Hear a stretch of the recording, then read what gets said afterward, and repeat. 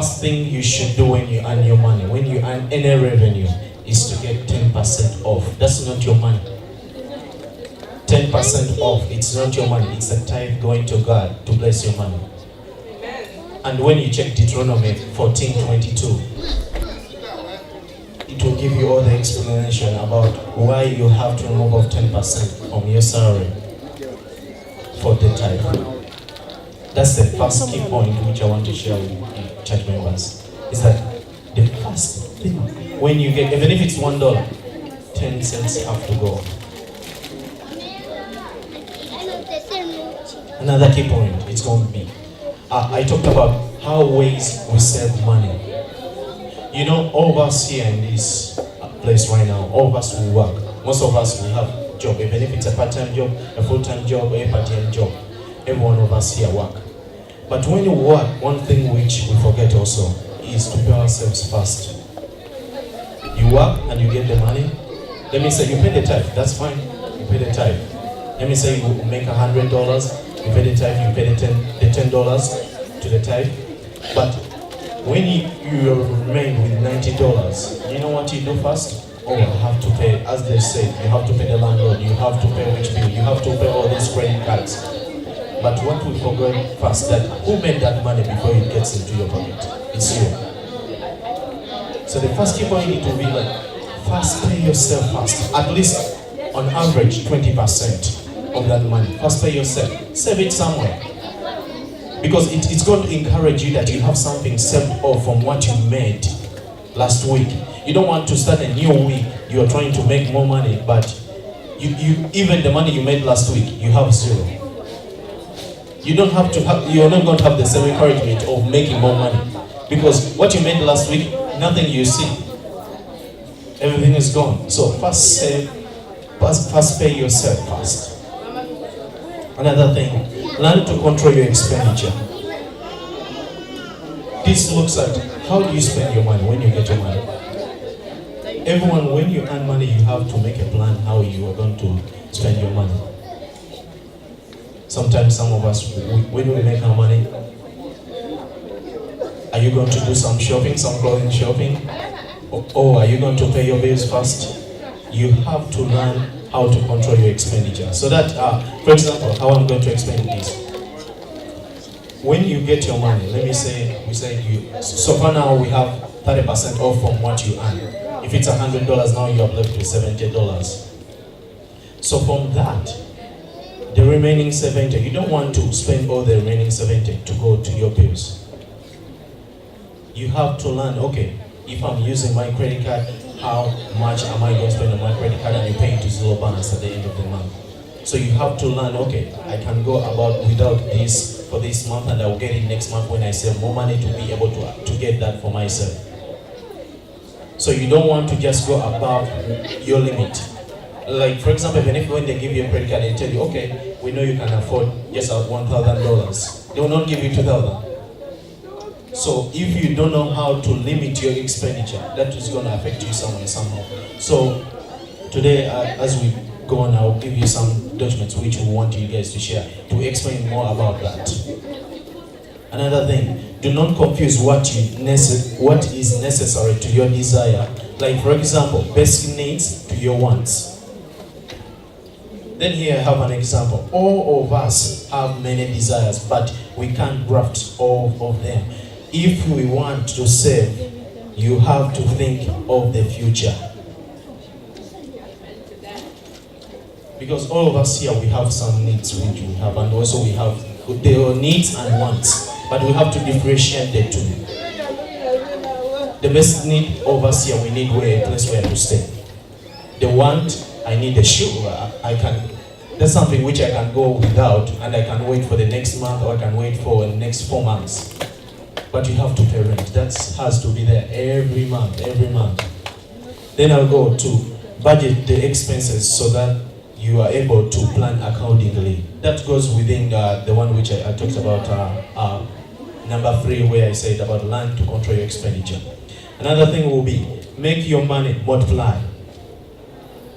So, if the first 30% I talked about is gone, and you remain with 70% which you're going to use to pay your expenditure, Not all the 70% you spend it on paying your expenses, bills, what and what. Try your best on average to spend at least, if you are not in good shape, try to use 50%, but the 20%, try not to use it on paying your bills. Plan. That's why I say plan accordingly so that you don't go above your limit. Have your limit. Like when you sit down at the beginning of the month, plan and say, okay, I earn $1,000. My expenses are not supposed to go above $500. So that gives you where I say make your money multiply. For example, you want the other 20% to be able to invest it somewhere where it's going to make for you money. You don't want to wake up every Monday morning that you're just earning money from the job which you're working for. You want to get this 20% to go and work for you. You want to be my brother when you're in bed sleeping. When they say, oh, you've just got $100. You want that to happen. But that is not going to happen when you don't plan accordingly to your plan. Because I know, like, when it reaches in the middle of the month, you're like, I need to do this. Then you go above your means. You don't want that to happen. So this 20% which you save, the extra 20% which you try to invest in something which is going to multiply your money. It's whereby, even if you earn $1,000, but you invest this 20%, starting every month you invest this 20%. At the end of the year, the revenue which you bring in is not going to be the same. Because this 20% you save, it has been invested in something. Like you put in something which you will not lose in money. Always invest in something and you know you're not losing money. Even if it's like, people talk about like, okay, if you invest in the stock market, you're going to lose money. There are some securities which you invest in and you don't lose money. Some mutual funds, especially mutual funds. Don't go to this crazy stuff the guy starts explaining for you circles and you don't understand them. No. Get to something which you understand and they explain to you in the plain open white paper and you understand this is where your money goes, this is what you return, and you don't lose your principal amount invested. So that's what we talked about last time, and that one was more real. I was trying to bring it back to you guys and we have more questions later. So today I'm going to talk about 3 things. The first thing I'm going to talk about, let me say the 3 things which I'm going to talk about today. I'm going to talk about believing in something. Belief.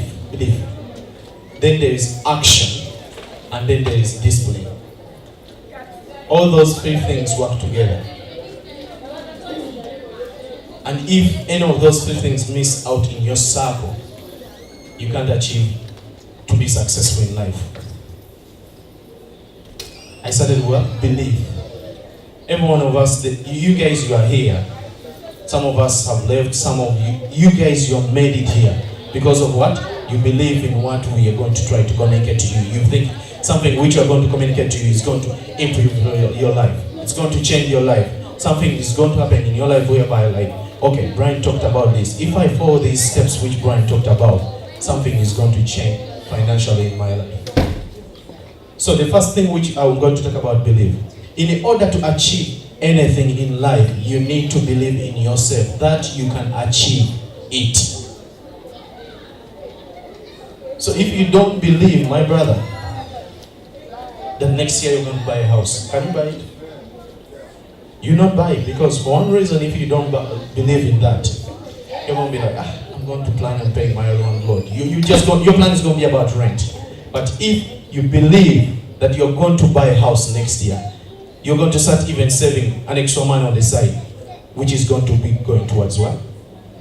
You building, you buying your house. And then also you're going to be working on improving your credit. That's you believing in what you're going to do next year. So with that, when I go, the next step will be action. Nothing moves until you do something. So all these things we want, until when you act on it, nothing is going to change. You can say, I want to get better. I want to get better. Always you say that, I want to get better. You find yourself in some situation and you say, next time, let me try my best. I want to get better. But do you know why you're not getting better? Because you're not acting on it. The moment you realize you are in the situation, act on it. You don't want to face the same situation next time. You want to act on it right away, immediately. Even if you don't have the means of acting on it, but try to avoid it at least next time. That's some action which you are putting in place.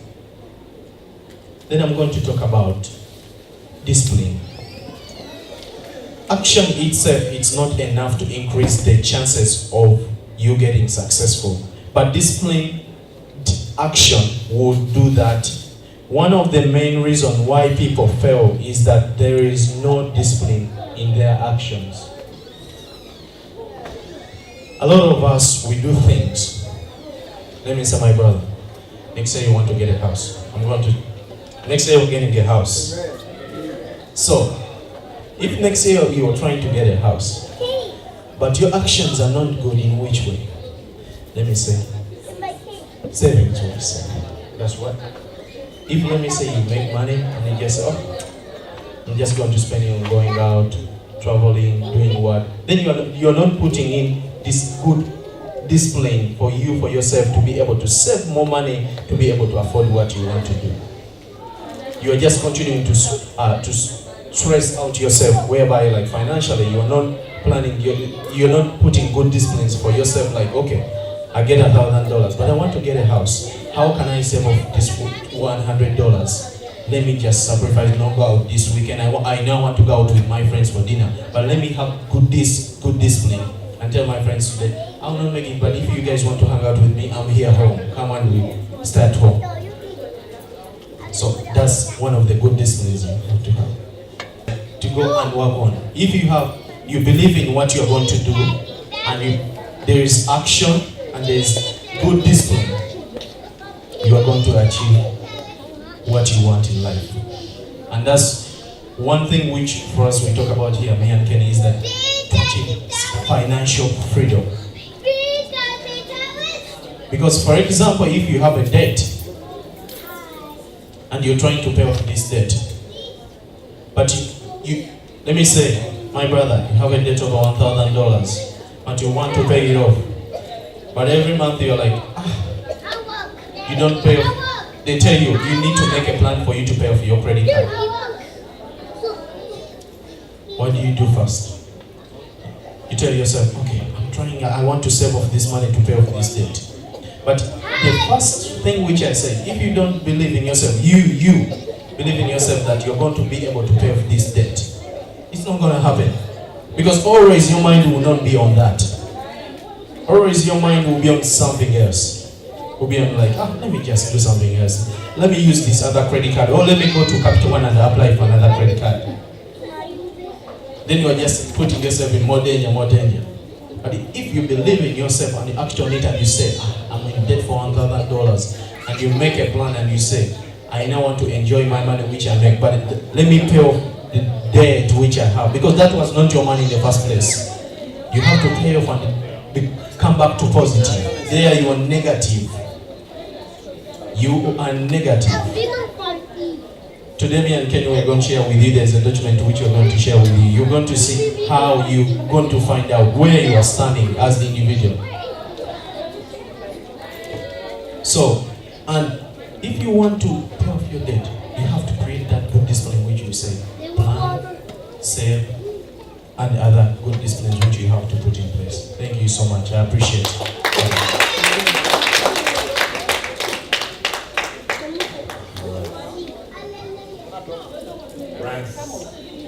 Great guy. Thank you guys for having us again. I appreciate it, and I hope you take something from us and you implement it to your life. So he was talking about believing first. Believing first is one of the most important things. You have to believe in something. If you believe you're going to be poor, you're going to be poor. If you believe you're going to be rich, you're going to be rich. But now we're going to kind of review what we went over last time, just to make sure you guys kind of remember what we talked about, and then we'll kind of bring in some new things. Last time we talked, we kind of discussed amount that you should have in the savings. This becomes realistic now. This becomes realistic. It's not fantasy. It's not. It's a real amount that you should have. Okay? Like we said, it's $6,000 to $12,000. Savings.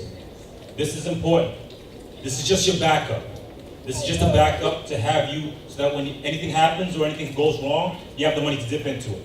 So you don't go borrow, you don't go do things to borrow from other people, you don't borrow from credit cards, you don't get charged extra interest. You can borrow from yourself because you have the discipline, like you talked about, to save $6,000 to $12,000. This is before you do anything else.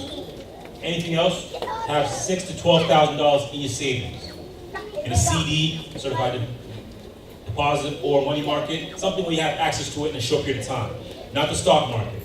I'm not talking about stocks here. I'm talking about savings, cash. All right? This is important. So after you have this, you should start thinking about ways to make more money.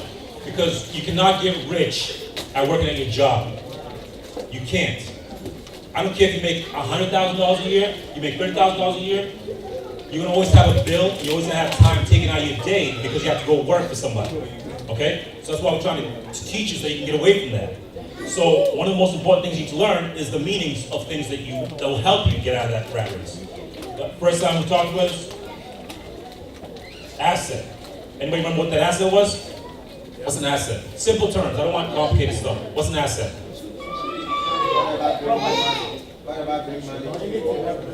Exactly.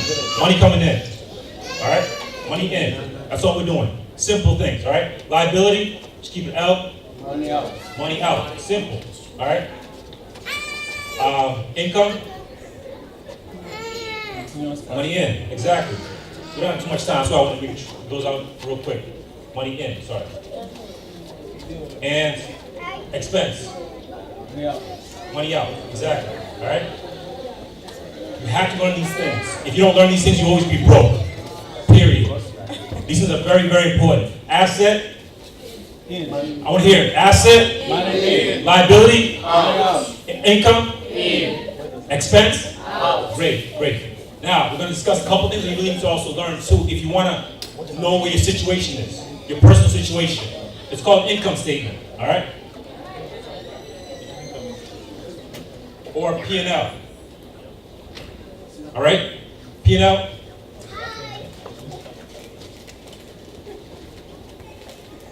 Income, expenses. Simple, simple. That's all we're doing. And a balance sheet. Asset, liability. We keep it simple, all right? The meanings you have here, the image you have here. You should learn these things. These are very, very important. That's what I actually want to give you so you can actually understand what these things actually do, all right? It's simple math. It's all it is math. We're not trying to complicate things. It's math. You bring a certain amount of money, you spend a certain amount of money, you have a certain balance left over. You have a certain amount of assets, you have a certain amount of liabilities. Simple, all right? Simple. Let's just review. Just review. Remember these things. These are very, very important. Like I said, if you do not know what these things mean, you will always be broke. Always. Because you'll either have too many expenses, too many liabilities, or not enough assets, or not enough income. You understand? You have to understand these things. Otherwise, you will always be broke. And I don't want anybody in this church to be broke. Because being broke is a mindset also. If you don't know these things, you say, oh, no one ever taught me. No, now you have somebody teaching you how to do these things. So you have another excuse, all right? So now, we're talking about action. What can you do every day to help you get to the level that you want to get to, all right? So, this is going to be called, I'm going to call this the Millionaire Blueprint, all right? This is the blueprint, all right? This is what people who are rich, this is what they do on a daily basis, okay? So when you wake up every morning, you have a choice. Either do something or not do something. Simple. All right? So what's the blueprint?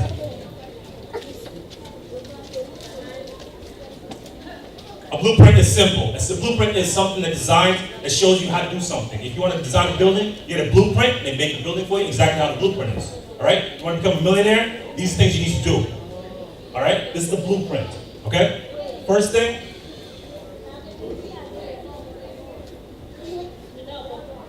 you need to read 30 minutes a day. I don't care if you don't like to read. I don't care if you are a slow reader. Read for 30 minutes a day. That's all I'm asking, 30 minutes a day. I'm not talking about reading 50 Shades of Grey. I'm talking about reading People, read a magazine, read a newspaper. No, if you're gonna read the newspaper, read about real estate. Read about the Financial Times. Learn about these things, okay? So you need to read 30 minutes a day. This will slowly increase your knowledge to learn how to get money, how to make money. If you don't read 30 minutes a day, you're going backwards. Every day. Every day new things come out. So if you don't read for 30 minutes a day, you're going to be backwards on the day before, the day before, the day before, the day before. So you can always catch up. There's plenty of books we can give you suggestions for. One of them is Think and Grow Rich, Napoleon Hill. Another one, Think Big. Another one, anything that opens your mind up.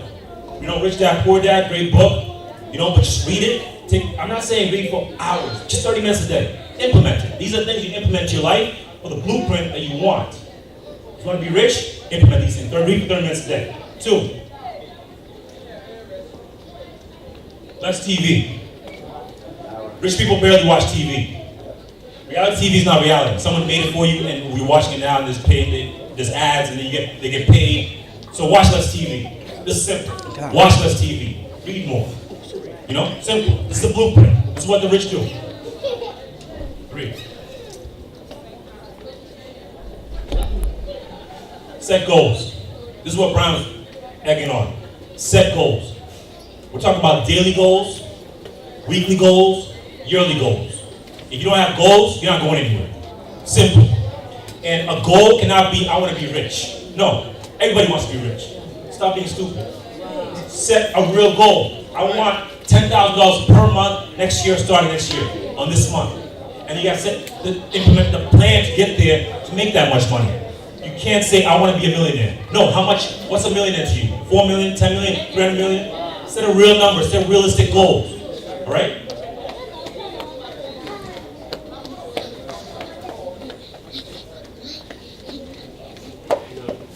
Four, every person that you know successful, even Pastor was talking about earlier, is a mentor. You need a mentor.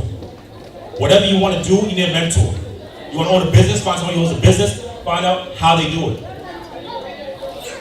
This is also important too because you should get mentored and you should mentor other people. Someone is in a worse position than you are. They don't know something, you should mentor them. Even if you know something small as whatever it is, how to write clearly, how to do extra math, mentor them. It'll implement into your mind much easier, all right? So you gotta get mentored. A mentor is like a GPS. You wanna get somewhere, you have to learn somebody who's already there, all right? If they're not there, don't get mentored by them. If you wanna be a millionaire, follow millionaire mentors. The way you find a mentor is you find out, hey, what do you do? Are you on a business? Great, I'd love to come to see your business. They're more than willing to help you. They're more, because they've been there also, and they've got mentored also. Anybody you know, Warren Buffett, anybody who's filthy rich, anybody who's a great athlete, they got a mentor or a coach. All this is a GPS. If you don't have a GPS going somewhere, where are you gonna end up? You have no idea. But if you have a mentor, you have someone, hey, says, listen, this is the steps you need to take to get there. You still might make mistakes, but at least you're gonna make less mistakes with a mentor. And if you mentor somebody else, their knowledge is gonna be more into your brain because now you're teaching somebody else the same information that you know. And it's gonna help. You're gonna feel good also. There's nothing wrong with feeling good and helping other people. This is the blueprint right here. Take a picture of it, take notes of it, read 30 minutes a day, business book, motivational book, personal development. It's about personal development. You can't chase success. You have to become successful yourself. I can't do your push-ups for you. All right? And if you don't fool yourself either and say, oh, I'll read 2 hours tomorrow. No, you can read 30 minutes today. It's all about progressing. Every day we're trying to compound on all these things. If you do things daily, I promise you the blueprint that you have right now will change dramatically. Dramatically because of these things. They're simple. You just implement them. I'm not saying change your, if you have to wake up a little earlier, wake up a little earlier. If you have to watch less TV and play with your kids, watch less TV. If you have a goal, look at the goal and say, is this realistic? I want to be a musician. Okay, what are the steps I need to become a musician? Okay, you want to make a certain amount of money? What are the steps I need to make that certain amount of money? Mentors. How do I find a mentor? What do I want to do? I got to reach out to people. There's so many people in this church that can help you. You just have to ask. Jonathan asked me, hey, listen, how do you do this real estate? I more than willing gave him free information. I could charge him, but it's free. And now he has a multifamily house in Brockton. Because he saw I had those, and he said, how do I do this? How do I write a lease? How do I get the tenants? How do I fix the units? What color should I paint it? These things are helpful. You can't buy a property and paint it pink and expect people to come in and say, oh, I want this place. No, that's and paint neutral colors that everyone's gonna like. These things are gonna help you. But he didn't know that because he didn't have a mentor until he came to me and said, listen, Kenny, you just help me with this thing. And that's how I helped him. Now he has a multifamily, he's looking for another one next year. So these things are gonna help. This is the blueprint, okay? So, now, we're gonna talk about one thing that's very important. Credit. Credit. Credit. If you have a lot of money in the bank and your credit's crap, you can't buy it. Simple. If you don't have a lot of money in the bank and you have crappy credit, you're even 2 steps behind that. You understand? So, one thing about credit, and everyone has credit. Even your kid has credit. Child has credit. They don't have any credit, but they have credit. That's credit. If you have bad credit, everyone knows what credit is, right? What's credit? Scream it out. What's credit? Exactly. Can you pay what you borrow? That's all it is, credit. Don't get confused. Can you pay what you borrow? Now, when you're starting off, you're not gonna have great credit. Simple as that. They're gonna charge you crazy interest. Even higher. So I think the max they can charge you, because now there's a cap, and the max they can charge is 23%. That happens to when you don't have any good credit. They charge you ridiculous amounts because they don't trust you. They don't think they're gonna get their money back. So how do you avoid this? If you're rich and you have the blueprint, your credit, maybe 3, maybe to 8. That is cheap money. This is cheap money we're looking for right here. This is what we're getting. This is what I use for my properties. This is ridiculous. I wouldn't be able to pay back in 20 years, 50 years, 60 years, because the interest every month would be too much. It'd be accumulative. So we're trying to dip this level. So, okay, you have bad credit, that's fine. Everyone starts from zero. Everyone starts from zero. And then you build up from that. So let's say you have a credit of 500, all right? Now, you're definitely in a bad situation right here. You can't borrow. If you're gonna borrow, they're gonna charge you a crazy amount of interest. So how do you get out of this? You find out how much you owe right now. Whatever you owe right now, you need to start paying off that, slowly. And if you have creditors calling you, it's simple. You call them, don't let them call you, you call them first. And you say, I owe you $2,000. How can we work this out? And listen, they don't want to strong arm you. What they want to do is get their money.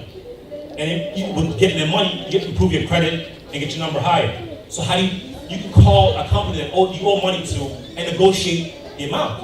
If you owe $2,000, you haven't paid it for 2 years, you're avoiding calls, you're avoiding the email, you're avoiding the regular mail, you call them and say, I owe you $2,000. Can we put a payment plan together? Can I pay you $1,500 right now to take care of the debt? And they'll take the money. I remember I negotiated one of my loans for $2,000 down to $500 because they just want some money. Some money. Now it's not going to improve your credit, but it's going to be off you at least for that. And then you go to the next one, who you owe, and you say, listen, I owe you this much, can we work it out? Some will say yes, some will say no. Most of them will say yes because they just want some kind of money. So you pay all the debt you have off, high interest, credit cards, auto, anything you can think of, personal loans, anything that you have that's high interest, you gotta find out how much it is, and then you call them and you try to renegotiate. Second thing you need to do is, especially with credit, is if they give you $1,000, you work your credit up a little bit, now you're $580. You owe them $1,000, or they give you $1,000 worth of credit, you now go over $300. Do not go over $300, whatever your amount is. 30%, that's the number, 30%. Do not go over 30%. The reason why is because you're showing good faith saying, I don't need your money, I can only use a little bit if I need it. That's all it's saying, and I can pay you on time. Ideally, you'd like to pay everything at the end of the month. The whole amount. That's why I love American Express. I'm not going to have American Express. But they force you to pay the full amount every single month. I have a business card that no matter how much it charges, it's unlimited, but I have to pay the full amount at the end of the month. And now if I go through that, they charge me a higher interest rate. But that's easy money I can use to do some other business stuff, and as long as I make sure I get the end of the month, I pay the full amount, it's free money I can borrow because of my good credit though. They trust me. So this is called usage. You cannot go over 30%, whatever the amount. If it's $100,000, you cannot go over 30% of whatever that is. I don't care if you have the brand newest whatever. If it's more than 30% of the credit that you don't, the money you don't have, do not spend it. Simple as that. So try and get your credit score. The score that we want. The score that we want is 680. This is the magic number right here with credit. It's not, the credit goes up to like 800, but this is the magic number right here. You want to buy a house, you want to get a car loan, you want to do whatever, get it 680. They'll come call it for you. They'll start sending you mailers in the mail saying, would you like a Platinum Discover card?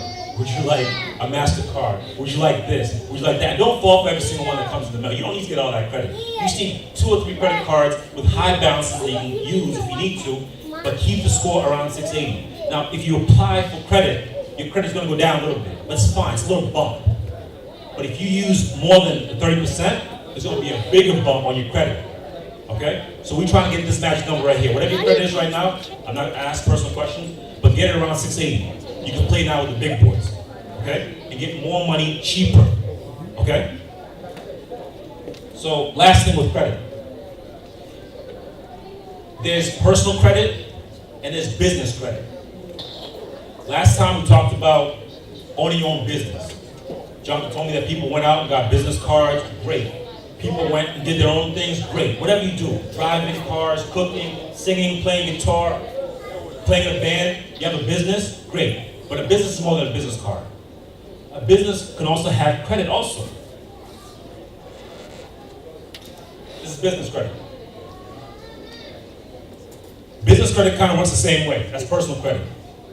If you have a business, a legit business, certified with the state and everything, you can get credit. Now, when you're playing with personal, they look at what you made, how's your payment, everything like that, so that they can charge you more. With business, they can start you off with $100,000 because they know a business needs income, needs cash flow.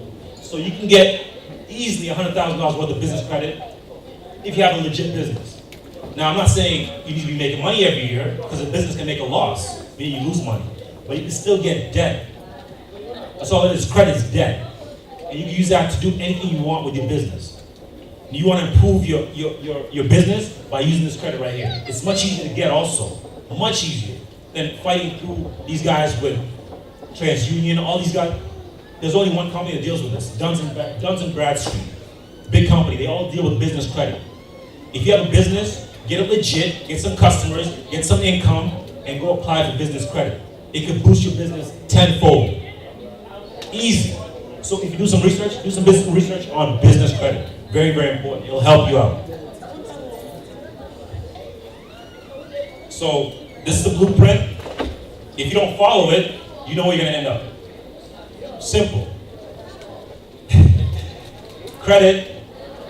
Let's get to number 680. Everyone in this room, get credit to 680. Period. I don't care what your excuse is. Get your credit to 680.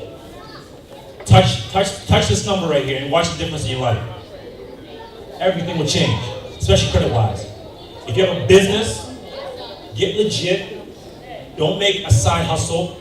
Don't make it, I do hair on the weekend. No, get a card. Get official paperwork through the state. Be filing, meaning pay your taxes. Don't get, American greed where they catch you saying, hey, you had a business, where's the money?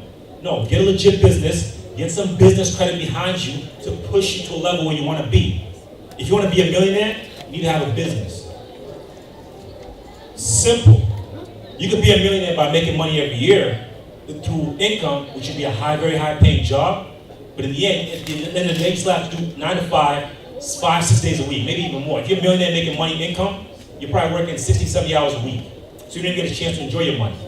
But if you work for yourself, like I do, like Brian, Lois, they work for themselves. So they bring in their own money. They decide when to work. They decide when to take a vacation. They decide how much to pay you. The business owner decides that, not you. So why don't you make your own business and decide on when you work. Decide on how much you make. Decide on how much taxes you pay. When you own a business, you get all the tax benefits. Simple. If you're an employee and you earn money, they tax you at the highest rate possible. It's the government trying to punish you for not working for yourself. It's simple. I'm dead serious, I'm not joking here. Think about this also, when you give money, donate, they give you a tax break. So donate also. It's not a bad thing, but keep a receipt. At the end of the year, when you go to tax and say, hey, I donate $5,000. That knocks it off your income and they tax you less. Simple concepts here, simple. So get your credit business. If you don't have one, start one today. Not tomorrow, start one. If you already have one, get it legit, get it certified. Don't do it on the side, don't side hustle.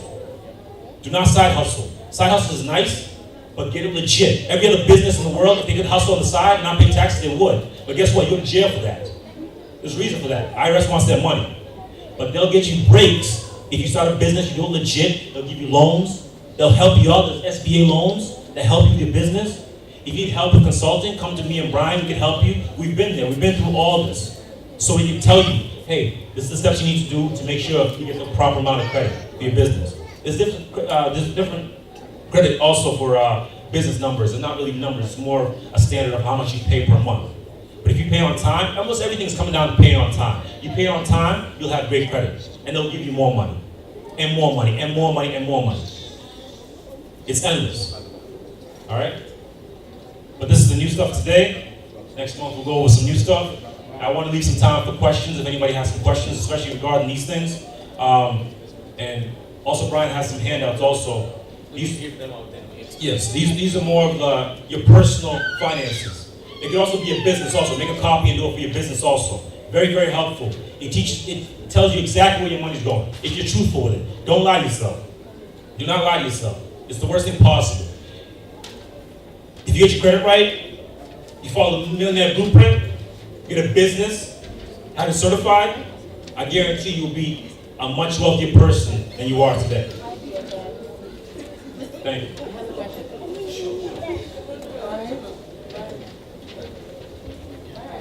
So, like, what book would you advise? What book would I advise to read? There's tons of books. There's, I think, 500 million books, including the Bible, you know? So read the Bible, number one. Simple. But one of the best books I'd say is Rich Dad and Poor Dad by Robert Kiyosaki. I'm gonna give you two actually. And Think and Grow Rich by Napoleon Hill. Those two books, take 30 minutes and read each one. They'll change you. They'll change your mindset, they'll change your income, they'll change everything. Think and Grow Rich by Napoleon Hill. Great book. Old book, but still everything goes up to that. Right, you have any suggestions? Also, there's a book called Power of Positive Thinking. It will give you a good explanation about like what I talked about today. Sure.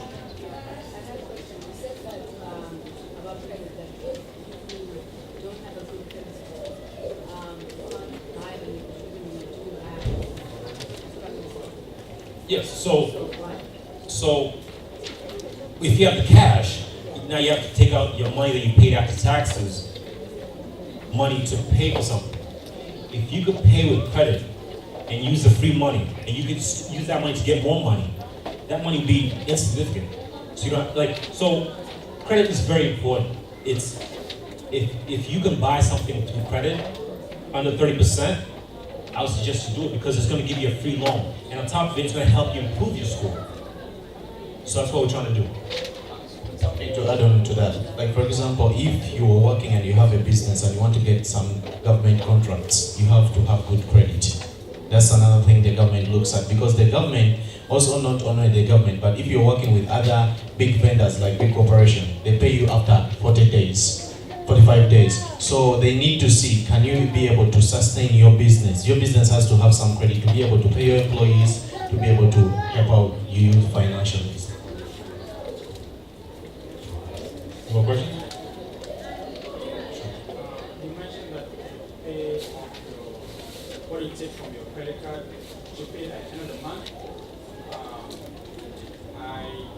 I've been doing that more frequently, like that, like I pay at the end of the week. Is that bad? When's your bill due? It's due monthly, but so that I don't forget, Sure. I pay it off like every week. Every week I pay whatever I've used for the week. Sure. So I used to work in a bank, so this is how it works. You by paying every week, it doesn't change anything. This is what happens. So at the end of the month, when the bank generates your statement, it reports to the credit bureau. So when the credit bureau receives that report, they see how you make payments to your bank. Have you been keeping balance on your account? That's something which they report to the credit bureau. Or have you have an overdraft on your account? Some of those things, that's what they report there. So by you paying off every week, but let me say you close the end of the month when you have, like, let me say your statement closed yesterday, but you're going to pay you tomorrow. There's nothing changes. What they want to see, like, if you get the statement last month for $500, did you pay off that $500 for that statement? So if you pay off that $500 for that statement, when it goes to the credit bureau, they will say the balance which was due last month, it was paid off. So that's something which is good for your credit. Yeah. Do you have some more questions? We love questions, guys. You understand where you are. Yeah. Don't be shy. I noticed there is a particular date that they check how much you have used so far. So what happens is if you pay off before that date, then it looks like you have not, your running balance is like zero. Is that bad? It's not bad. Where this is how I want you to understand it. Every time when the bank generates a statement, they report to the credit bureau. So if last month you had a credit card for $500, as I explained to you, for $500, then the credit bureau has a report that last month you had a due balance of $500 on your credit card, which went to the following month. So if the following month they report back to the credit bureau, because the credit bureau has your report how you make your payments and what is the balance due on your credit. If they say you paid above 500 or exactly 500, paying off the other balance on to the other statement, there's no problem with that. Even if you pay weekly or you do what, but the main thing is that they pay off the other balance which was being due and it's paid off to start a new fresh start for the statement. Okay, I follow up question. So if I was told if you don't use a credit card, that also affects your credit. You have to keep your credit active somehow. That's why some credit companies, if you don't keep your credit active, they close out your credit card. And that's the worst thing you don't want to happen to you. So at least try to have your credit card to buy like gas, something like which you need essential. Something which you know, okay, let me use $10 for the credit card on this credit card and I'll pay it off.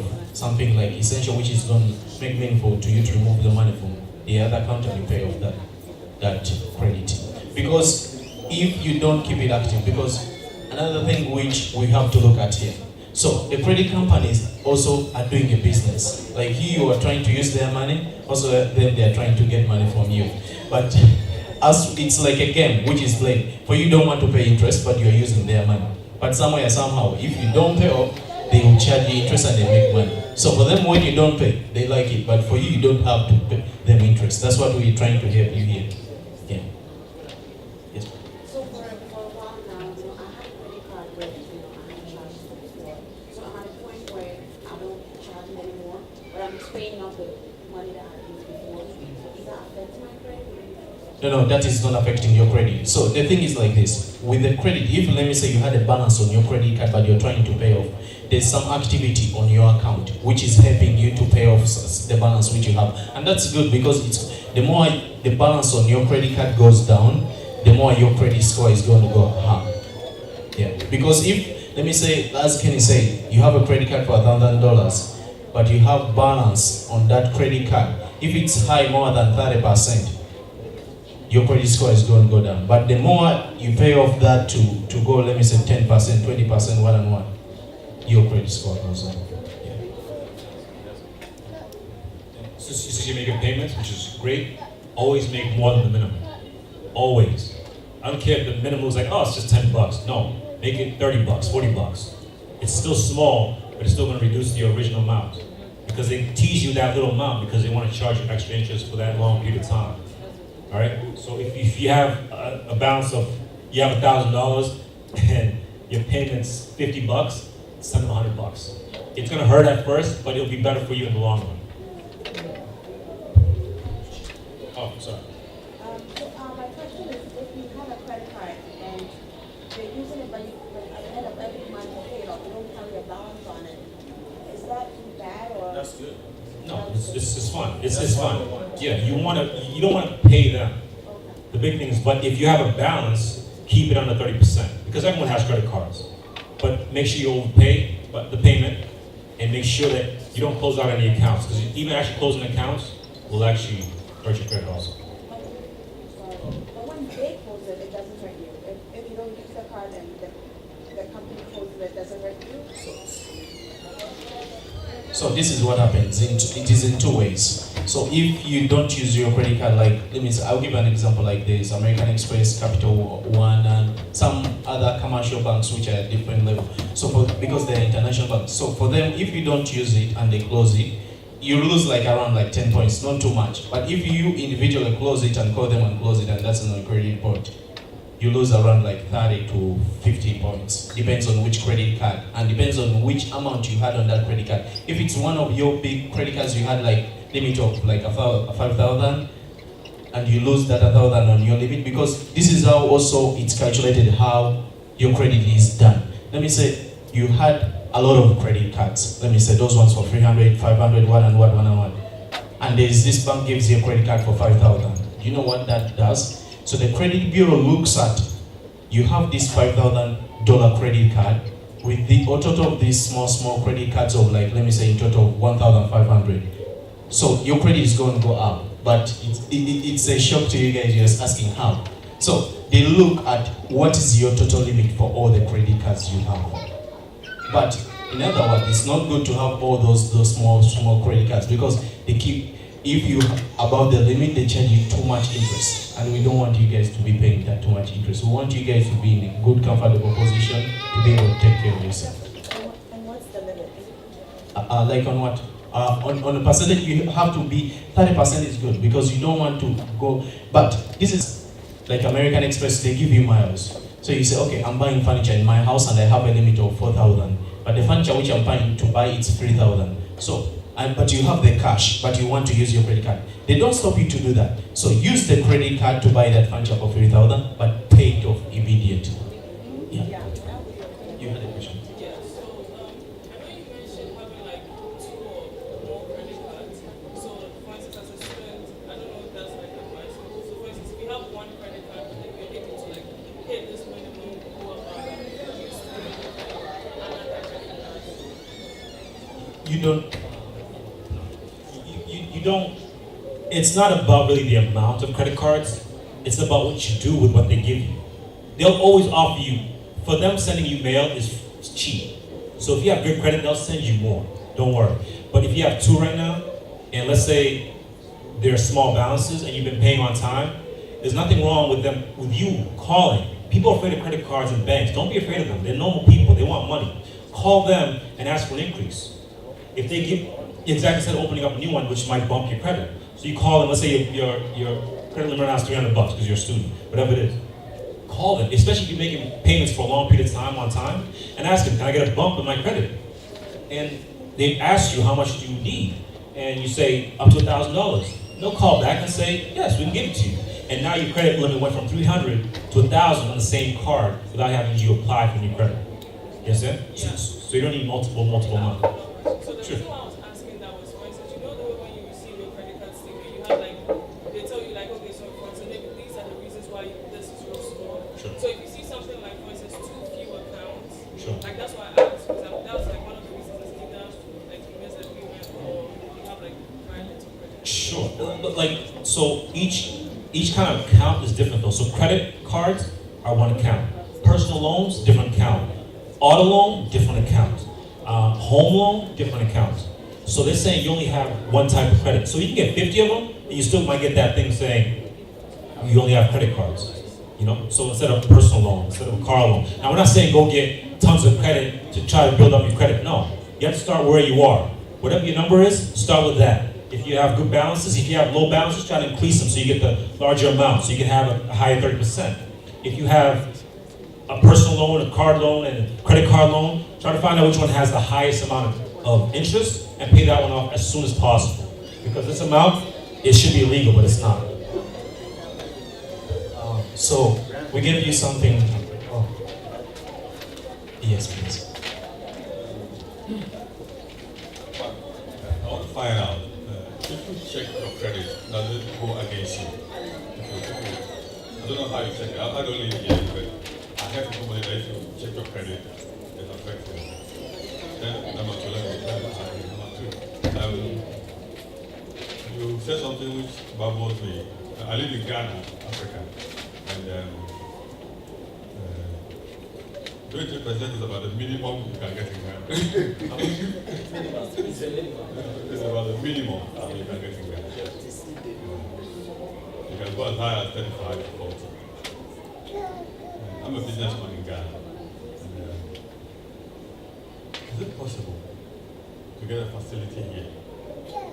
Because they are dying in Ghana. I will answer some of your questions. So the first question was about credit check. So everyone here in this room, every year you can go to all the 3 credit bureaus. You can get your free annual credit report. You are entitled to that, and it doesn't kill your credit, or your credit cannot go down. So they pull it for you, and they can send it to the mail, or they can send it to your email. But it's good to get that, because sometimes you'll be surprised when someone open up a credit card in your name somewhere in Alaska, somewhere you don't know. So it's good you get that credit report every year from the credit bureau. 3 of the credit bureaus, you can go to them and they can give you that report every year for free. And it doesn't kill your credit, or it doesn't put your credit down. Yeah. Another thing which is said about getting credit from Ghana, like it's almost like 35%. It doesn't say in Uganda where I'm coming from. But this is the trick, the opportunity which we have here. If you have status in America, you have a great opportunity for you to get credit loans. Like for example, for the US government, if you want me to, we can get time and I can go through details for you about that. There is a lot of opportunities to get credit from here, and you can be investing out of the country. Yeah. So we gave you something, the personal financial statement. We want to go quick. They said that we have 5 minutes. So this one, me and Kenny, as Kenny has been explained to you, we have assets. Section 1 talks about assets and liabilities. Then also we have another section which talks about annual income. Another one talks about estimated of annual expenses. Another one, general information and liability. So another one, cash in bank and notes due to the bank. So I want to take this opportunity to ask you guys a favor. And I'm really requesting for this favor, because it's going to help each one of you who was here today. Go take some of your time off and you fill out this. This is going to tell you where you are standing. It's going to tell you, can you afford what you are doing on a daily basis? Can you afford what you have even now, today? Take time and go and fill it out. If you have questions, we'd like from you guys to come back next time, ask questions, or you can meet us in person and we can be able to explain everything to you. Can you have something to add on? With filling out your financial statement, this is what it is. If you have a business, you should also do it for the business, but also see where your status is on credit-wise. Because, like I said, credit can help you boost you to a level that's unthinkable. So if you have your credit in really good condition, you can really use it to empower yourself, to get better loans, to get a house, to get a better business loan, to increase everything around you. So you have to see where your credit is. Don't be afraid of it. If it's crap, no, hey, I'm starting from crap, but I'm gonna get to 680. Just work your way up though, work your way up. As slowly as happens, and if you have great credit, keep it there, keep working on it. Even if you don't need a house next year, keep working, try to get even higher. But this is the minimum. We're trying to get just the minimum so that you can understand this is the number you need to aim for. This is a goal you should aim for, one of your goals.